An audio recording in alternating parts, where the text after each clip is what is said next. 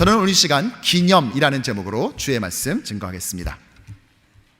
제가 뉴욕으로 이사를 오면서요, 특별히 신경 써서 소중하게 싼 이삿짐이 있습니다. 뭔지 아시겠습니까?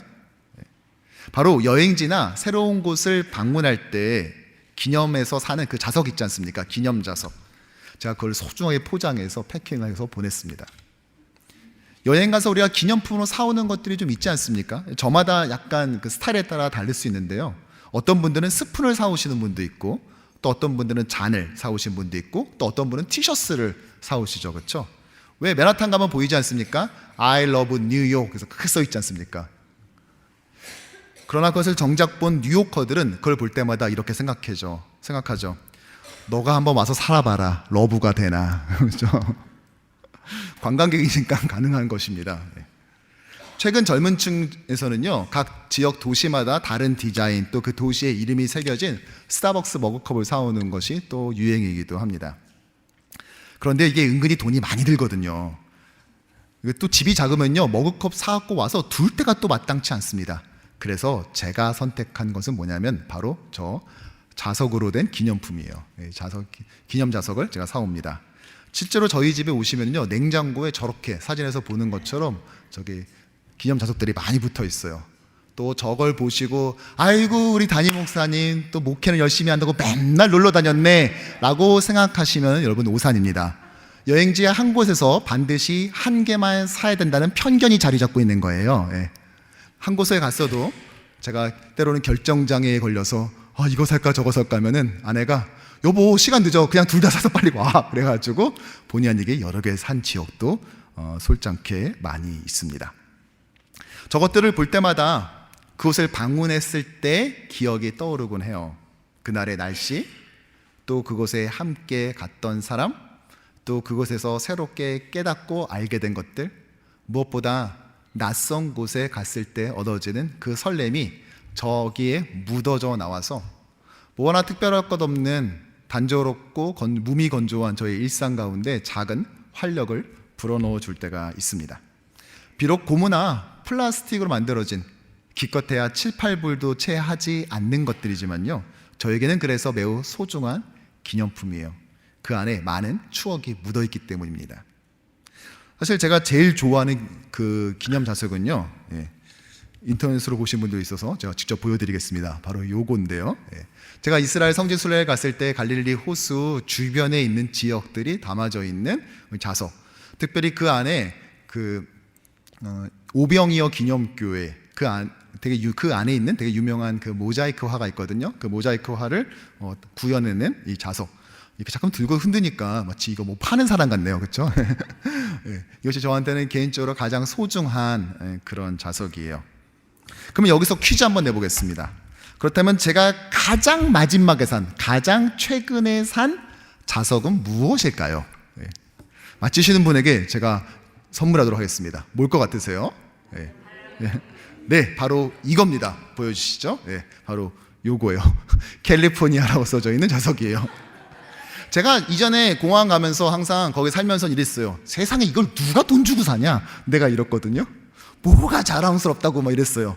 근데 정작 이제 캘리포니아를 완전히 떠나서 뉴욕으로 오게 된다고 하니까 저도 모르게 손이 가면서 이거를 사게 되더라고요. 왜냐하면 저는 이제 다시 그곳으로 가도 그곳의 거주민이 아니라 관광객 중 하나일 뿐이니까 말이죠. 그런데 요단강을 건넌 이스라엘에게도 이런 기념품이 생겼습니다. 정확히 말하면 기념품을 만들었죠. 지난 시간 성경에서 이 요단강 도화를 무려 2장이나 할애해서 기록했다고 말했죠. 3장과 4장인데요. 근데 강조점은 다른 곳에 있습니다. 3장은 언약궤를 중심으로 이야기를 풀어간다면 4장은 바로 기념비를 주목합니다. 하나님께서는 왜 요단강을 막 건넌 그들에게 계속해서 길을 가게 하지 않으시고 굳이 그곳에 기념비를 세우게 하셨던 것일까요? 도대체 그것을 통해서 우리에게 말하고자 하는 하나님의 교훈은 무엇일까요? 바라기는 오늘 이 아침에 참석한 주의 모든 백성들이 요단강 이후, 즉 구원 이후에 그곳에 기념비를 쌓게 하셨던 하나님의 그 섭리와 뜻을 온전히 깨달아 주님만 오롯이 붙잡고 나아가는, 그렇게 요단강 이후의 삶을 충실히 살아가는 모든 주의 백성 되기를 간절히 축원합니다. 먼저 이 기념비는 어떻게 세웠을까요? 그 과정을 3절을 통해 함께 살펴보죠. 함께 읽겠습니다. 그들에게 명명하여 이르기를 요단 가운데 제사장들의 발이 굳게 선 그곳에서 돌 12를 택하여 그것을 가져다가 오늘 밤 너희가 유숙할 그곳에 두게 하라. 요단강을 건너면서 언약궤가 있었던 곳에서 돌을 취하래요. 그리고 그것을 가져다가 오늘 가나안 땅 들어가서 처음 자게 되는 곳, 처음 진을 치게 되는 그곳에다가 쌓아놓으라는 것입니다. 거기다 기념비로 만들라는 것이에요. 그래서 여호수아는 각 지파별로 대표자 한 명씩을 세웁니다. 즉 돌 나를 사람을 뽑은 거예요. 그리고 그들이 하나님의 말씀에 이렇게 순종하죠. 8절의 말씀입니다. 이스라엘 자손들이 여호수아가 명명한 대로 행하되 여호와께서 여호수아에게 이르신 대로 이스라엘 자손들의 지파의 수를 따라 요단 가운데에서 돌 12를 택하여 자기들이 유숙할 곳으로 가져다가 거기에 두었더라. 아멘. 이렇게 그들이 가나안 땅에서 지내는 그 첫날 12돌로 만든 기념비가 세워진 거예요. 그들의 장막이 세워졌을 때 기념비도 세워졌던 것입니다. 여기서 우리가 관심 있게 봐야 될 것이 무엇일까요? 어떤 분은 돌 자체에 주목하시는 분도 계실 거예요. 한국에 계실 때 혹시 수석 모으는 거 취미생활 하셨던 분 계십니까? 저는 수석에 대해서 별로 관심이 없는데 그걸 막 모으시는 분들은 보면 그 안에 무슨 모양이 있대요. 실제로 한국에서 사람 얼굴 모양이 박혀있는 수석이 150억에 팔렸다 이런 얘기를 들어본 적이 있거든요.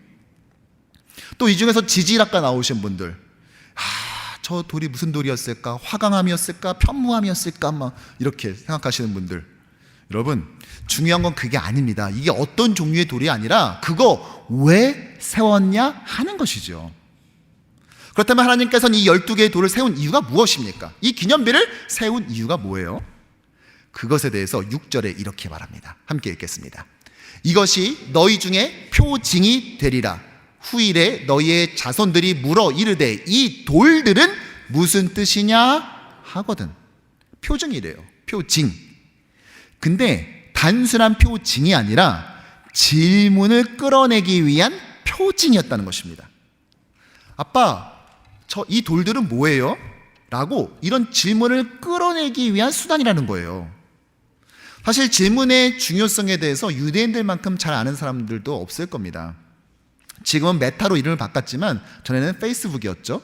그거를 만든 마크 주커버그, 그가 말하기를 자신이 학교 다닐 때 집에 오면은 저녁 식사 때마다 아빠가 항상 묻는 질문이 있었대요. 여러분들 자녀들 있으신 분들 학교 갔다 오면 애들한테 뭐 물어보세요? 그렇죠. 한국 사람들은 이거 물어보죠. 너 오늘 학교에서 뭐 배웠어? 이거 물어보잖아요. 그렇죠? 근데 마크 주커버그는 이렇게 말했어요. 학교를 갔다 오면 저녁 식사 때가 되면 아빠는 항상 나한테 이 질문을 했다. 너 오늘 학교에서 어떤 질문을 했니? 이거를 질문했다는 거예요. 벌써 질문의 이 결이 좀 다르지 않습니까? 네. 하나님은요 얼마나 친절하냐, 답변을 제대로 못할까봐 답까지도 바로 알려주세요. 바로 이렇게 말이죠. 7절 함께 읽겠습니다. 그들에게 이르기를 요단물이 여호와의 언약궤 앞에서 끊어졌나니 곧 언약궤가 요단을 건널 때에 요단물이 끊어졌으므로 이 돌들이 이스라엘 자손에게 영원히 기념이 되리라. 영원히 어떻게 된다고요? 기념이 된다라고 말했다는 것입니다. 예전에 우리 조상이 저 요단 강물을 건넌 적이 있어. 그때 우린 도저히 건널 수 없었지. 그런데 하나님의 언약궤가 그 안에 들어서자 잘 흘러가던 요단강은 멈춰섰고 우리는 그곳을 안전하게 넘어 구원을 얻을 수 있었단다. 이 돌들은 그것을 영원히 기억하기 위한, 기념하기 위한 기념비란다 라고 말해주라는 것입니다. 그러니까 이 기념비를 세운 목적은 바로 질문을 끌어내는 데 있었다는 것입니다. 그렇습니다. 저와 여러분들은 어떤 사람들이냐? 다음 세대로 하여금 질문을 유발하게 하는 자들이 되어야 됩니다. 엄마가 만난 하나님은 어떤 분이야? 할머니는 하나님 어떻게 만났어요? 아빠는 그때 하나님의 어떤 도우심을 받았어요? 할아버지한테 하나님은 지금 어떠한 분이세요? 이런 질문을 만들어내게 하는 자가 바로 저와 여러분들이라는 것이죠. 사실 제가 팬데믹 때 잃은 것도 있지만 얻은 것도 있어요. 모든 것이 그러하듯 저도 잃은 것 또 얻은 것이 있는 것이죠.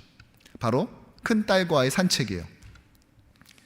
그 전까지는 사역에 바쁘다 보니까 시간을 잘 내주지 못하다가 이때 저녁마다 저녁 식사를 하고 동네에 1시간 정도를 한 바퀴를 뺑 돌았어요. 그러면서 질문을 주고받습니다. 저희 딸이 그 자기 전에 성경 꼭 2장을 읽거든요. 요즘은 어디 읽어? 그걸 읽었더니 느낌이 어땠어? 드래곤, 용이 나와서 무서웠어. 요한계시록을 읽는구나. 오케이. 근데 그 용은 어떻게 됐어? 용이 왜 그렇게 됐을까? 하나님은 왜 여기다가 용을 그려 넣었을까? 너처럼 이것을 읽는 사람들이 두려움을 느끼라고? 만약에 그렇지 않다면은 하나님께서는 이것을 왜 기록하게 한 것일까? 질문을 주고받으면서 하나님의 말씀에 대해 또 그 말씀을 어떻게 풀어낼지에 대해 또 그 말씀이 오늘을 살아가고 있는 우리에게 어떠한 의미일지를 주고받는 시간이었어요. 지금도 가끔 딸이 그때 이야기를 해요. 그때 아빠가 해줬던 이야기가 아빠답지 않게 꽤 재미있었다. 이렇게 저를 칭찬 아닌 칭찬으로 평가를 해줍니다. 그렇죠. 우리는 다음 세대에게 질문을 유발하는 자가 되야 됩니다. 우리에게 신앙적 질문을 던지게 만들어야 된다는 것이죠. 저는 지난 주간에요, 우리 행정목사님과 함께 우리 교회 곳곳을 찾아다니면서 발렌타인데이 특별 신방을 진행했습니다.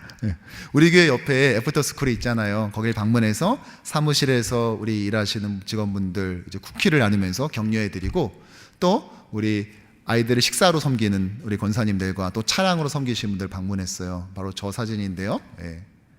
사실 그런 것 같아요. 우리가 다음 세대에게 우리의 신앙의 스토리를 이어가는 여러 방법 중에 하나가 바로 우리가 하고 있는 이 다음 세대의 교육이라고 저는 생각을 합니다.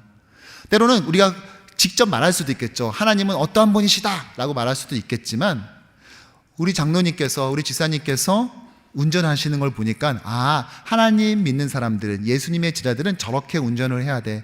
내려줄 때, 태워줄 때 저렇게 친절하게 우리 엄마한테 인사하는 것, 그게 바로 예수님의 제자야 라는 것을 알 수 있는 것이죠.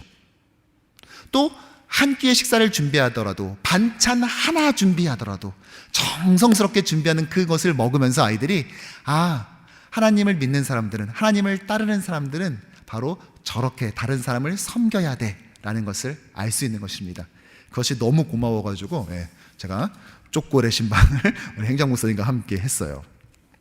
특별히 지난 작년 우리 11월이죠. 우리 저의 그 3대 담임 목사 위임 감사 예배를 우리가 드리면서요, 한국과 미국에서 저에게 축하한다고 화환을 보내주시겠다고 연락 오신 분들에게 목사님 죄송하지만 지사님 너무 감사한데요, 이왕이면 꽃보다 괜찮으시다면 우리가 다음 세대를 위한 후원금으로 좀 딱 그 꽃감만큼만, 더 말고 그 정도만 보내주실 수 있을까요? 했을 때 흔쾌히 보내주신 분들이 계세요.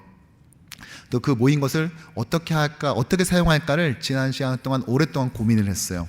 그랬다가 우리가 교육관에 가장 큰 예배실 하나가 있습니다. 그곳은 지금 이 시간에 우리 중고등부가 예배를 드리고요, 그 다음에 이후에는 청년부가 예배를 드려요. 그러니까 다음 세대와 젊은 세대가 예배를 드리는 공간이에요. 그곳에 이제 스피커나 음향 장비가 너무 낡았다고 그래가지고 제가 그러면 우리가 그걸 바꿔주자. 그래서 제 위임 예배 때 축하 화환으로 화환 대신 들어온 그 도네이션 한 돈을 그곳에 음향 장비를 바꿔주는 것에 쓰기로 했습니다. 사실 우리 교회에서 음향 장비 교체가 가장 시급한 공간을 뽑으라면 바로 이곳 본당입니다. 여러분들도 힘드시겠지만 저도 꽤 힘들어요. 모니터 스피커 하나 없이 설교한다는 거 때로는 힘에 부칠 때 있습니다. 성가대 분들에게 항상 전 죄송한 마음이에요. 저는 전문가가 아니지만 우리 행정 목사님은 이 미디어 전문가시고 또 대학에서 전공도 하셨기 때문에 전문가인데요, 저분도 개척교회 목사님 아들이라 웬만하면 고쳐서 쓰지 사달라고 잘 안 하더라고, 제가 겪어보니까요. 그런데 목사님 이 음향 장비는 좀 교체가 시급합니다 라고 말씀하시더라고요. 제가 새벽기도 때 일부러 다른 자리를 앉아보거든요. 2층에도 앉아보고 또 1층 저 뒤쪽에도 앉아보고 옆에도 앉아보는데 어떤 자리는 설교하시는 분이 분명 또박또박 말씀함에도 불구하고 웅엉엉하게 들리는 거예요. 또 조금만 더 옆으로 하니까 또 거긴 또 들려요. 이게 한 의자인데 어떻게 이런 참 신묘망착한 이런 일들이 벌어지는지 참 모르겠어요. 네. 사실 우리가 제일 급하죠. 그럼에도 불구하고 저는요, 교육관의 음향시설부터 먼저 바꾸기로 결정했어요. 왜냐하면요, 이것이 하나의 메시지이기 때문이에요. 우리도 시급하죠. 그런데요, 다음 세대 아이들에게 우리가 말하고 싶어요. 뭐라고요? 내가 좀 불편해지더라도, 내가 무엇인가를 더 감수하게 된다 할지라도 너희 다음 세대에게 우리의 이것이, 이 선택이 기념비가 되었으면 좋겠다라는 메시지인 것입니다. 제가 우리 아이들한테 스피커를 기념비로 세우겠다는 말이 절대 아닙니다. 제가 정말 그 아이들에게 기념비로 제시하고 싶은 것은요, 우리도 급하다 할지라도 정작 그들에게 하나님의 이야기가 들려지게 하는 것, 우리의 그 선택이 그 아이들에게 기념비가 되기를 소원합니다. 사랑하는 성도 여러분, 근데 여기서 끝이 아니에요. 이날 이스라엘이 만든 기념비가 하나가 아니라 사실은 한 개가 더 있었어요. 두 개인 것도 특이하지만요, 진짜 특이한 것은 무엇이냐? 그 기념비가 세워진 장소입니다. 여기에 기념비 세울 거라고는 도저히 상상이 안 되는 곳이었거든요. 어디일까요? 네, 바로 여기였습니다. 함께 읽어보죠.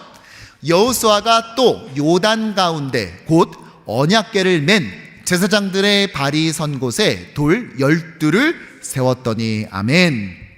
어디였어요? 네, 요단강 한복판에 제사장들이 언약궤를 메고 서 있던 바로 그곳이었습니다. 그곳에 또 다른 12개의 돌을 세운 거예요. 그러니까 이날 총 24개의 돌이 쓴 것이죠. 12개의 돌은 이스라엘이 요단강을 넘어 진을 친 첫 밤을 지낸 그 길갈이라는 지역에, 또 다른 하나는 요단강 한복판 언약궤가 서 있던 바로 그곳에 말이죠. 각 지파의 대표자가 세운 12개의 돌이 그곳에도 위치한 것입니다. 사실 지금까지 학자들 사이에서는 이날 세운 돌이 한 개냐 두 개냐를 가지고 꽤 오랫동안 논쟁을 벌여왔지만 최근에는 2개를 세운 것으로 정리돼 가고 있습니다. 그렇다면 이들에게 왜 한 개가 아닌 2개의 기념비가 필요했던 것일까요? 이를 통해 하나님께서 말하고자 하는 교훈은 무엇이었겠습니까? 먼저는요, 율법의 요구를 충족시키기 위해서입니다. 율법에서는요, 어떤 일을 판결할 때, 특히 중요한 판단을 할 때는요, 증인 1명으로는 절대 안 되고 2명 이상을 요구했어요. 실제로 이 예수 그리스도의 상징이기도 했던 이 언약궤 안에 있는 것 중에 10계명이 있죠. 10계명의 돌판이 몇 개였습니까? 네, 역시 2개였습니다. 오늘 하나님께서는 하나님의 은혜로 말미암아 이스라엘을 이 죽음의 요단강에서 건너가게 해서 그들에게 구원을 허락하시되 그 증거를 1개가 아닌 2개로 제시함으로써 율법의 요구를 만족시키는 것이죠. 이것은 확실하게 벌어진 사건이라는 것입니다. 그러나 또 다른 이유가 있어요. 그것은 바로 요단강을 건넌 이유, 즉 구원 이후의 우리의 삶에 대한 메시지 때문이에요. 도저히 넘을 수 없는 시기에 이 죽음의 요단강은 언약궤가 들어서자 갈라져 버리죠. 그리고 그것이 버티고 서 있는 동안 이스라엘은 무사히 건너가 구원을 얻게 됩니다. 그리고 난 다음에 맞이하는 첫 밤, 길갈. 그러니까 그 길갈에서의 첫 밤은요, 구원 이후의 삶을 본격적으로 시작하는 출발 지점이기도 했던 것입니다. 즉 하나님은 자신의 백성을 구원할 뿐만이 아니라 구원 이후의 삶도 함께 하시며 책임지시는 분임을 오늘 이 2개의 기념비를 통해서 분명하게 보여주시는 것이죠. 뿐만 아니라 한국에서뿐만이 아니라 이 거친 이민의 삶 속에서도 하나님은 변함없이 요단강을 건넌 저와 여러분들을 책임지시고 이끌어 주시는 것입니다. 그 기념비를 우리에게 보여주시는 것이죠. 여기에 한 가지 또 다른 질문이 있습니다. 왜냐? 기념비는 질문하라고 세워놓은 거라면서요. 그럼 질문을 마구마구 던져야 돼요. 왜 12개예요? 아니 왜 12개예요? 하나면 안 돼요? 크고 잘생긴 놈으로다 한 명 딱 세워놓으면 안 돼요? 왜 12개여야 돼요? 네, 그쵸. 이스라엘이 12지파이기 때문에. 그런데 여러분 자세히 보세요. 이 요단강을 건너서 그 땅을 차지할 사람은요 12지파는 아니에요. 정확히 말하면 9개 반지파죠. 왜냐하면 2개 반지파는 이미 요단 동편에서 땅을 분배받았잖아요. 그런데도 불구하고 9.5개, 9개 반의 돌이 아닌 12개의 돌을 세웠다는 것입니다. 무슨 말이죠?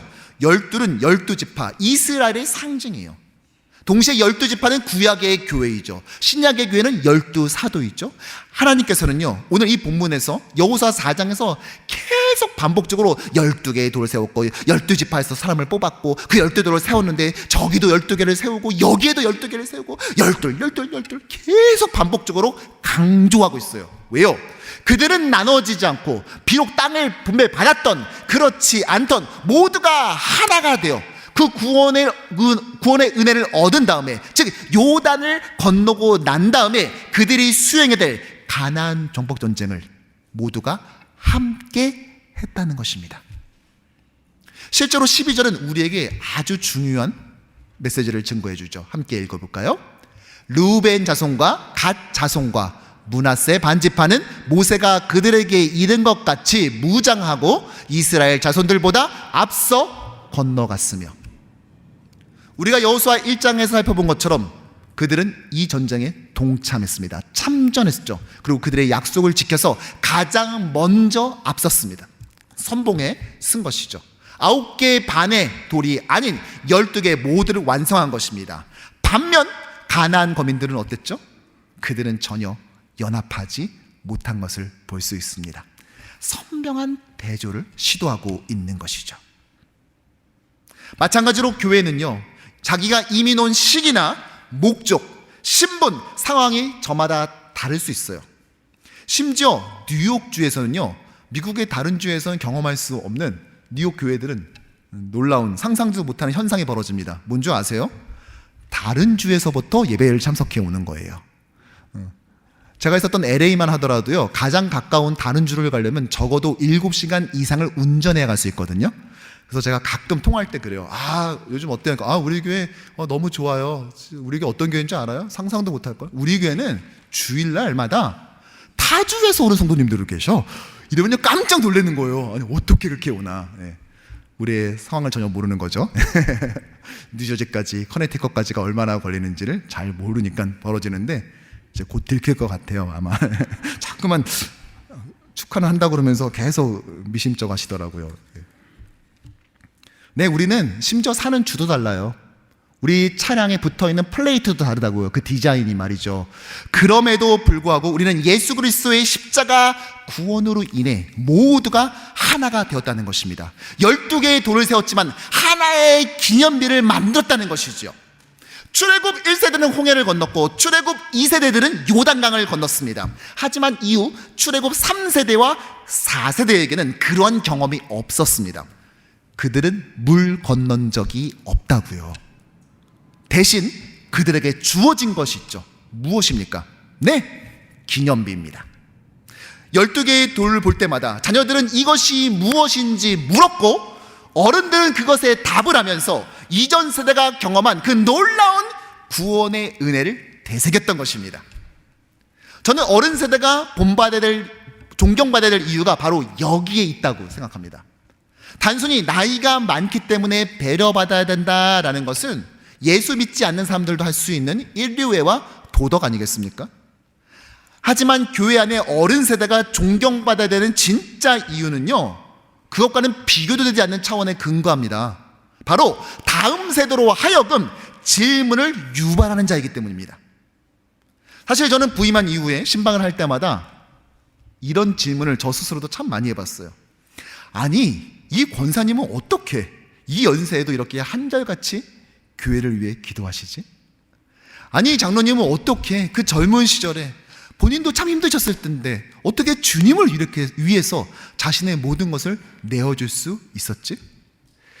아니 이 집사님은 지금 신앙생활을 시작한 지 이렇게 얼마 되지도 않았다면서 와 정말 목회자를 부끄럽게 하고 정말 목회자로 하여금 정말 겸손하게 만드는 어떻게 이런 순수한 신앙을 가지고 계시지?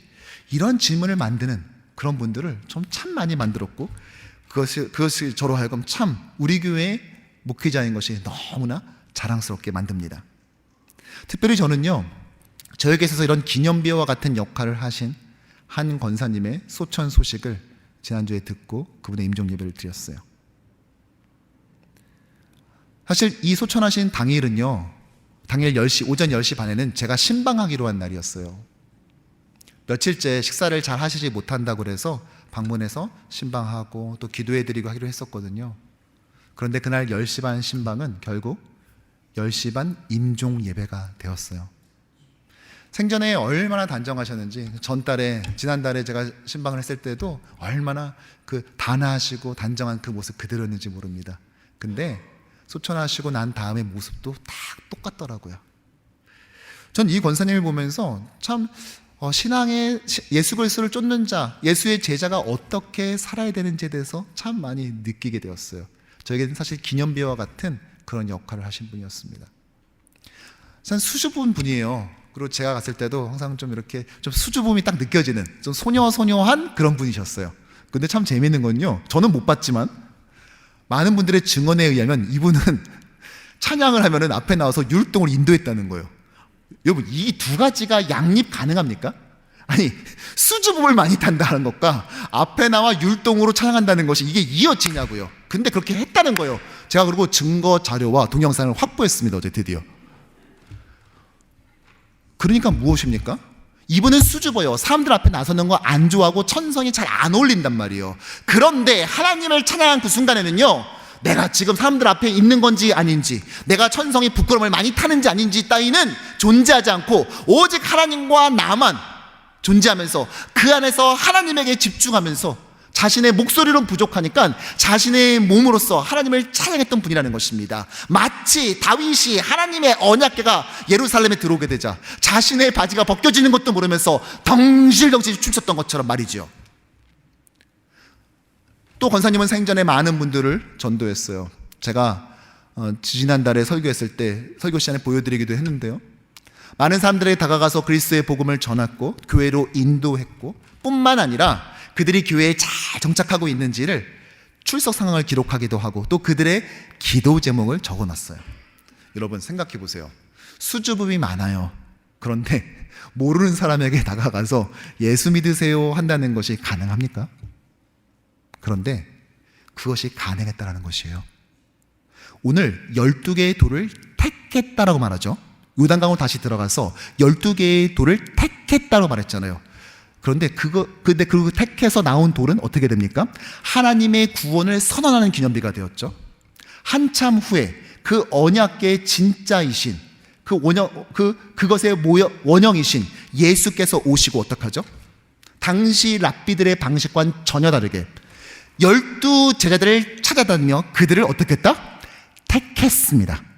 그리고 그렇게 세우신 제자들을 세워진 그 사도들은 어떻게 하죠? 이후에 예수 그리스도의 십자가 복음, 그 구원의 놀라운 진리를 선포하는 살아있는 기념비의 역할을 했죠.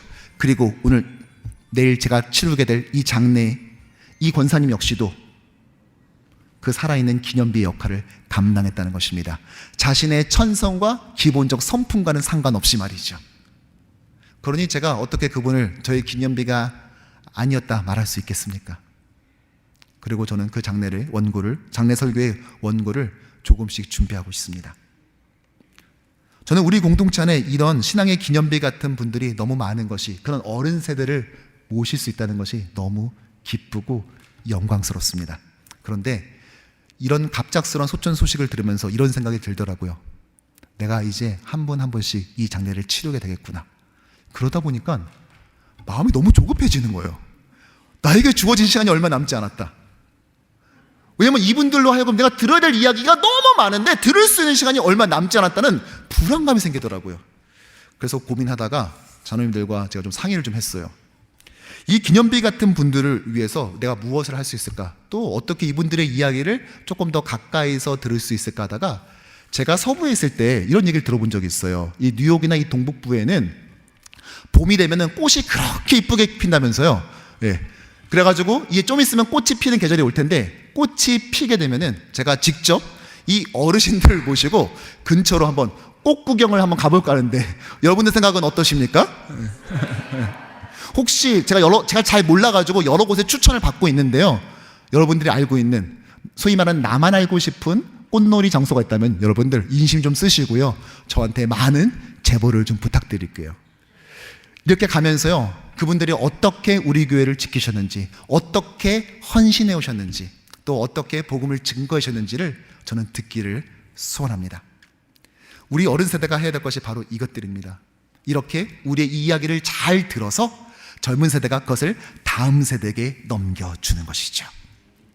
아이들의 키보다 훨씬 높아서 제대로 볼 수도 없거나 또는 읽고도 도통 무슨 내용인지 알 수 없는 난해하고 추상적인 내용으로 가득 찬 그런 기념비가 아니라 다음 세대의 눈높이와 그들의 언어로 기록된, 그래서 자연스럽게 그들에게 다가가는 그러한 신앙의 징표를, 기념비를 우리는 반드시 세워야 하는 것입니다.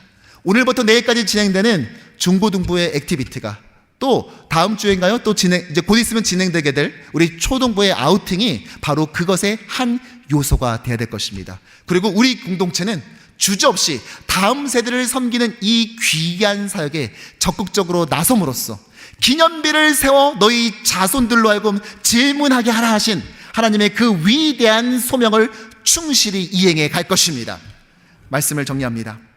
하나님은 이스라엘이 실제 요단강을 건너는 것에 만족하지 않았어요. 하나님은요, 이 구원의 역사가 다음 세대까지 계속해서 이어지기를 원하셨습니다. 전 제가 가장 아끼는 기념자석을 산 이곳에 다시 한번 꼭 가봤으면 좋겠어요. 그걸 맨 꿈꾸고 있습니다. 이걸 볼 때마다 그 생각을 해요. 여기다 다시 한번 가봐야 되는데.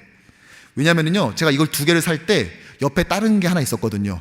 근데 그걸 살까 말까 하다가 그냥 왔는데, 가끔 보면요, 얘네들도 소중하지만 얘네 옆에 있었던 것을 사지 않은 것이 가끔 후회가 될 때가 있어요. 그래서 제가 가서 그거 꼭 다시 사오려고요. 사실 성지순례를 다녀오고 다음에 성경을 훨씬 더 입체적으로 읽게 되고 성경 연구가 더 재밌어졌거든요. 그래서 꼭 한번 기회 되면 우리 성도님들을 모시고 함께 성지순례 한번 오르고 싶습니다. 그때까지 우리 어르신 세대들 건강해지셔야 돼요. 왜냐면 저의 이 꿈을 성취하기 위해서는 여러분들이 건강해지셔야 됩니다. 하지만요, 우리는 더 이상 12개의 돌을 가지고 있지는 않아요. 성지순례를 가도요, 그 돌 이제는 없습니다. 하지만 여러분, 기념비가 꼭 돌이나 높은 탑일 필요는 없습니다. 그를 통해 하나님의 은혜의 역사를 볼 수 있고 느낄 수 있고 깨달을 수 있게 한다면 그것은 신앙의 표징이자 즉 기념비가 된다는 것이죠. 기념비는 물리적일 필요가 없는 거예요. 어른 세대가 젊은 세대에게, 젊은 세대가 다음 세대에게 기념비가 되어 주어야 합니다. 각 지파에서 선발된 12명의 사람은 요단 한가운데 언약궤가 서 있던 그곳에서 12개의 돌을 세워 이스라엘에게 베푸신 그 구원을 기념하게 했습니다. 뿐만 아니라 그 12명은 또다시 돌 하나씩을 가져다가 가나안에서의 첫 밤을 보낸 그 길갈에 세워놓고 구원 이후에도 하나님께서 그들을 보호하시고 인도하신다는 표징으로 삼게 했습니다. 그럼 이 요단강의 기념비는 언제까지 존재했을까요? 9절의 말씀을 보면은요, 언약궤를 맨 제사장들의 발에 선 곳에 12돌을 세웠더니 뭐라고요? 오늘까지 거기에 있더라. 그러니까 적어도 여호수아서가 기록될 당시까지는 있었던 거예요. 꽤 보존이 잘 됐던 것이에요. 물리적으로는 보존이 잘 됐을지 모르겠지만요, 죄송하지만 영적으로는 아닙니다. 후에 이 길갈은요, 12돌이 세워진 길갈은요, 우상 숭배 지역으로 변질되고 맙니다. 오래 가지 못하죠. 뿐만 아니라 이것을 자기들이 이 신앙의 전통을 이어받았다라고 주장하고는 현대 유대인들 역시도 마찬가지입니다. 우리가 잠깐 오해하는 것이, 주이시 하면, 유대인들 하면은 지금도 다 유대교 믿고 하나님 잘 믿고 뭐 그래서 똑똑하고 잘 되고 뭐 이렇게 잠깐 말씀하시는데 사실이 아닙니다, 여러분들. 미국에 사는 유대인들의 30세 미만 유대인들 중에 40%는요 무신론자예요. 아예 종교가 없는 사람들입니다. 그리고 유대인들 중에, 미국에 있는 유대인들의 26%만이 성경의 말씀대로 하나님을 믿는 자들이에요. 반면 미국 평균은요 56%입니다. 그러니까 미국 평균만도 못하는 그 반반도 못 미치는 자들이 하나님의 말씀대로 하나님을 섬긴다고, 하나님을 믿는다고 말한다고요. 무슨 말입니까? 그들의 기념비는 실패했어요. 그들의 신앙 세대 계승은 점점점 약화돼 가고 있다고요. 문제는 우리죠. 우리는 어떻습니까? 사랑하는 우리 뉴욕 효신 장로교회 성도 여러분, 우리는 일어나 함께 가나안 정복 전쟁에 나서야 합니다. 동시에 다음 세대를 위한 기념비를 오늘 우리는 세워 나가야 합니다. 돌이 아닌 우리의 삶과 선택으로 세운 그 기념비를 우리는 만들어내야 하는 것입니다.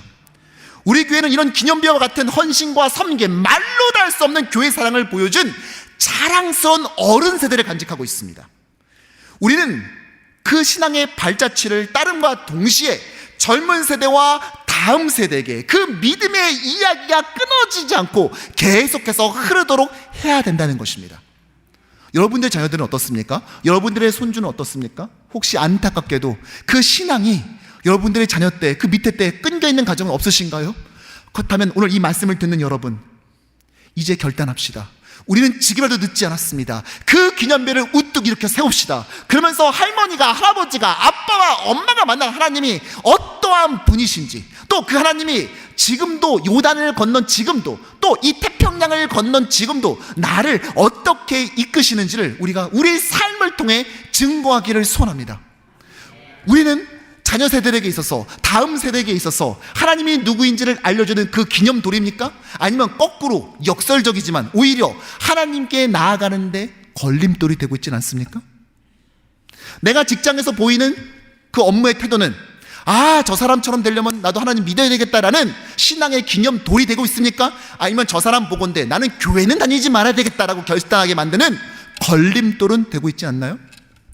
바라기는 우리 모두가 신앙의 걸림돌이 아니라 신앙의 디딤돌이자 예수 그리스도를 명백하게 증거하는 기념비, 기념돌이 되어서 복음으로써 이 가나안 정책, 영적 가나안 전쟁을 성공적으로 수행해 나가는 모든 그리스도의 제자 되기를 주님의 이름으로 축원합니다.